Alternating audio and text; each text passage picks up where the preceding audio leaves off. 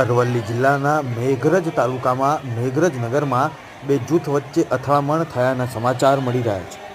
મોડી રાત્રે બે જૂથ વચ્ચે અગમ્ય કારણોસર અથડામણ થઈ હતી. એક ધાર્મિક સ્થળ પાસે પથ્થરમારાની ઘટના બનતા જ પોલીસ કાફલો દોડી આવ્યો હતો. જિલ્લા પોલીસ સહિતના હોમગાર્ડ સહિતના જવાનો સ્થળ પર હાજર હતા. હોમગાર્ડ જવાનને માથામાં ઈજા થયાના સમાચાર પણ મળી રહ્યા છે.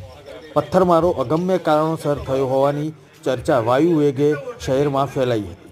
મેઘરજ નગરમાં જ્યારે આ વાત ચર્ચાના ચકડોળે ચડી ત્યારે પોલીસ કાફલો સ્થળ પર તૈનાત હતો અને અજંપરા ભરી સ્થિતિ વચ્ચે સંપૂર્ણ પરિસ્થિતિને અંકુશમાં લેવાની કાર્યવાહી પોલીસે હાથ ધરી હતી.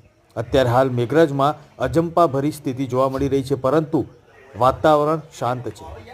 એસપીએ જણાવ્યું કે કોઈ પણ પ્રકારની અનિચ્છનીય ઘટના ન બને તે માટે પોલીસ બંદોબસ્ત ગોઠવી દેવામાં આવ્યો છે.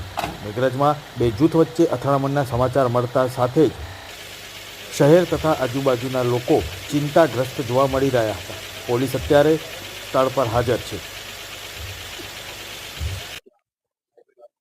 આજરોજ મેઘરજ ખાતે બે જૂથ વચ્ચે સામાન્ય બોલાચાલી થઈ હતી અને એમાં છૂટાછવાયા થોડા પથ્થરમારો થયો હતો.